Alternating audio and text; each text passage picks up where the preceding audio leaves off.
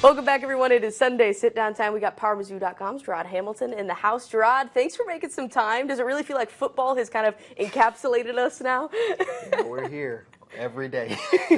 Every day. We're at everything. But yeah, football's here. Olympics just finished up, so now it really feels like football time because I feel like that was like a distraction to get us through Right. that end of summer period, and now everybody's just like, feed me information. Right. So we're here now. Well, as the kids say, we are so back. I guess that's the thing now, right? So let's dive right in. Scrimmage number 2 of fall camp just happened the other day here. You were at the press conference with Eli Drinkwitz yesterday. What was kind of the overarching theme? It kind of sounded like a mixed bag a little bit.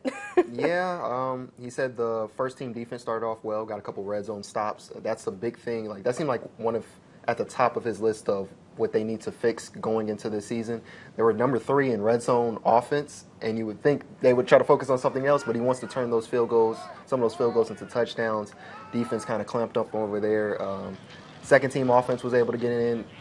Josh Manning, wide receiver Josh Manning, redshirt freshman, 6 catches, 100 yards, 2 touchdowns is what Drink said. So he's had a great fall camp. Daniel Blood is another contributor. He loves Drew Pine as the backup quarterback. So the second team offense did well. Second team defense kind of came back, got a safety, 3 and out.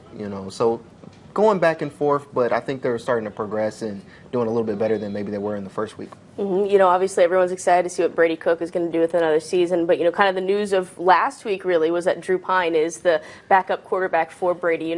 Really seems like Eli Drinkwitz likes what he sees out of Drew Pine. We mentioned he's a coach's quarterback. Kind of tell me what you've seen from Drew Pine. I mean, from what Drink kind of described of him, he's just he studies a lot. He knows kind of what to do, what not to do. If he makes mistakes, he knows how to correct it. You don't really probably have to get on him too much and say, this and that. So I think a coach loves that if his backup can be, he's coachable, but he kind of knows what he needs to do. He has experience. He had that big year a couple years ago at Notre Dame.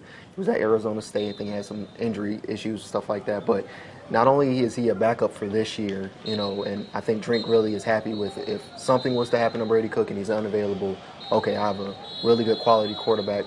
And then in 2025, maybe this is a potential starter, at that time. So I feel like he feels he kind of maybe hit a good spot in the transfer portal getting him. Yeah, talk to me about the continuity of this offense. What does a year look like when you have Brady Cook, Luther Burden, Mookie Cooper, Theo Weiss Jr., so many guys coming back that were playmakers last season? Yeah, so bringing back Kirby Morton, OC, right. It was a top 30 offense, top 30 scoring offense, and you got 8 starters coming back. When you think about the 3 who are going to be new starters, we're talking probably Caden Green, Marcus Bryant, on the offensive line. And unofficially, he hasn't said it yet, but Nate Noel will be the RB1, it seems like, going into the year from App State. He's fast. He can catch the ball out of the backfield. He can do everything they really need him to do. So when you add those 3 pieces to 8, players who have already been there, kind of helping get to that 11-2 record, they can be a really dangerous team, and that's why there's so much buzz about them possibly making the CFP. We have seen Nate Noel, like you mentioned, take a lot of reps with the ones throughout camp, and it seems like Eli Drinkwitz has really liked what he's seen from him. Could you see this still being a by-committee effort, or do you kind of think you've seen him maybe take that step forward above the rest? Well, he sat out the scrimmage yesterday, and if you're starting out, and it was basically for load management. If you're getting load management the second scrimmage of fall camp, it's pretty much your job. I do think Marcus Carroll, there's definitely a spot for him on this team and a spot for him in the rotation. I still think he's going to be the RB2. I still think he's going to do a lot of work. He's going to be the short yardage back, power back, maybe in the goal line situations. Nate Noel can obviously do all that stuff too, but you can't forget Marcus Carroll was 10th in the nation in rushing with 1,350 yards. He had 13, 14 touchdowns. So it's not like he can't play. Nate Noel, and for what they're trying to do, I think maybe they like that speed and the hands out of the backfield. Not that Marcus Carroll doesn't got speed himself or cannot catch out. He can. But I think it's just what's working right now is Nate Noel. But Marcus Carroll he'll definitely be a part of the rotation. Yeah, the one thing that's most interesting this year, I feel like the depth. They have so much depth on this team. Yeah. What does the depth of this group look like? And obviously we know how important that is, right? Well, Drink said that this is like this 2 deep. He feels like he's pretty comfortable at every position on the roster.